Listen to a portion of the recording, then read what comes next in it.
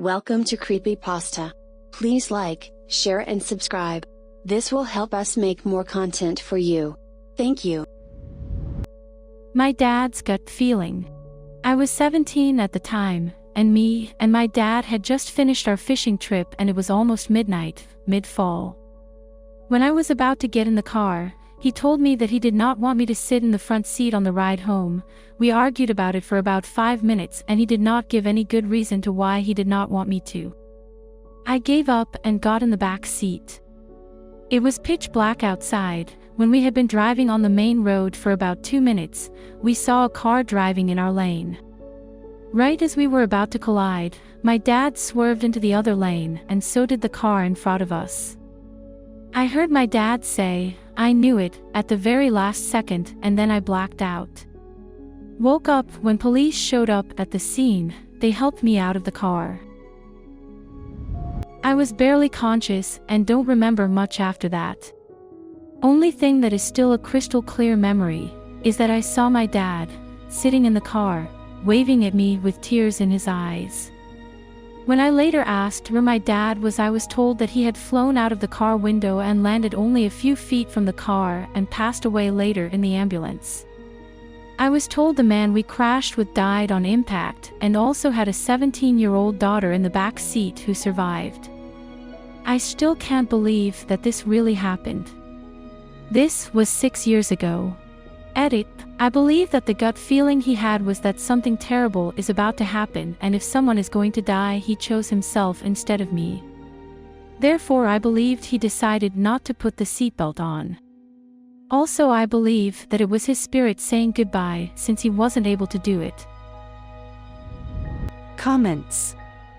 It wasn't so much his instinct to save me, rather it was to save my brother in a certain sense.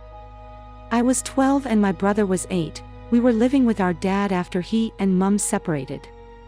Dad ruled with an iron fist. When it came to school attendance, he wouldn't let us stay home unless we were bleeding or dying.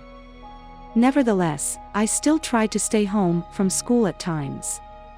On the day he died, I tried faking a headache so I could stay home. He immediately said yes, and that I will have to stay with him all day. I asked why, and he said, "Because I need you here." Fast forward to lunchtime and we're sitting at the table eating. I look at him and see he's looking at me with a look I had never seen before.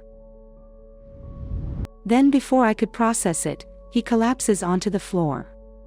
He had a massive heart attack and was dead almost instantly. If my dad didn't let me stay home, my brother would have found him after school and he would have been dead for hours. I don't think my brother would have recovered from that. It took me over 10 years to recover from it myself. Another thing that happened that I can't explain, I used to go to sleep with the radio on, and for the 3 nights before Dad died, I would wake up during the night to a particular song playing. Same song, every night for 3 nights until he died. That song was later played at his funeral. I hadn't told anyone what happened cause 12-year-old me didn't make any connections at the time. I'm very sorry for your loss. I'm sure your dad is still watching over you. I have a similar story about my mom. In January 2011, I was at her house on the south side of Chicago. Around noon, I was getting ready to leave to go back to the north side where I lived. It was only a 30-minute drive with no middle-of-day traffic. I drove a Fiat 500 at the time. They're quite small. As I was getting in the car to head home, my mom said, "I want you to take my car," and insisted I leave mine at her house. She had a Honda CR-V SUV body for those unfamiliar. This was totally out of the ordinary as we did not share cars, and up to that point, I hadn't even driven hers. She was insistent, reasoning that it was cold, so I agreed. It was not snowing that day. On the highway, 20 minutes into the drive, an 18-wheeler I was passing, fishtailed and slammed my mom's SUV into the concrete median. I spun out and ended up facing the opposite way on the highway before another car slammed into me head-on. I was in the ICU for 4 days, though I eventually recovered fine. The driver of the 18-wheeler and the other vehicle were fine minus some whiplash. The SUV was completely totaled and almost unrecognizable. There's no doubt in my mind that I wouldn't be around writing this if I'd been driving my Fiat that day. My mom still has no explanation for her insistence that I take her car, other than a gut feeling. I called my dad in his past about more than 30 years ago. I recently posted about me disappearing into thin air when I was sleeping and my family couldn't find me, and when I woke they swore up and down that they have searched all over for me but weren't able to find me. This is not an update but something that just happened yesterday. 3 days ago I was having conversation with my father and he was telling me about his university life. Basically my dad came from nothing, he had a very difficult upbringing and went to the worst school and high school in our city. When it was time for him to join university, my grandfather passed away, leaving my dad to take care for the rest of the family as he was the oldest son. He took a wrong major because of the wrong advices of the people, and how he regrets that to this day. The courses were taught in English, which is a second language for us, and how he didn't even know the language. My dad told me that it was the darkest times in his life and he just wanted to run away. Now very recently he got his master's in English literature and he was telling me that he didn't think it would be ever possible for him. My dad just recently finished this degree at an age of 55. The next morning my dad had to drive to this town because his distant relatives live there and they are struggling financially. My dad is a very kind soul and he wanted to help them. The town is 3 hours drive away. He usually takes public transport, but didn't because of recent crisis. He drove there and my mom was worried, so we decided we will keep calling him after every hour to check. Well, I decided to call him, now keep in mind, because its highway network signals get very weak. He told me to wait and parked at a nearby restaurant. It was like a checkpoint for trucks. I don't know what came over me, but I started crying and went on to tell him how proud I was of him. I just babbled and kept saying that he shouldn't think he is lacking because he is not. He was an amazing father and a great person to look up to.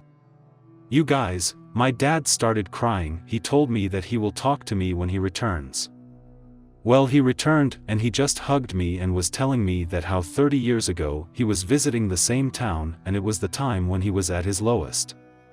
He was visiting the same relatives, and he was in a bus which stopped at a petrol station. He called his mother and when he picked the phone, without even dialing, he heard my voice. It was me telling him the exact same thing which I just said yesterday.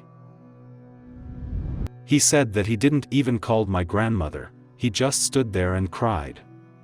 It gave him strength to keep fighting. He said he just now realized it was me whose voice he heard. My parents are now taking this as sign from God, who helped my dad when he thought no one was there for him. Comments. That is truly amazing, and I believe you and your father. When I was 15 years old, my parents split for the second time and final. My dad was sleeping in the spare room when I awoke one night to a young man sitting on the edge of my bed, just watching over me. I sat up in bed, said, "Oh, it's you," and went back to sleep, calmly.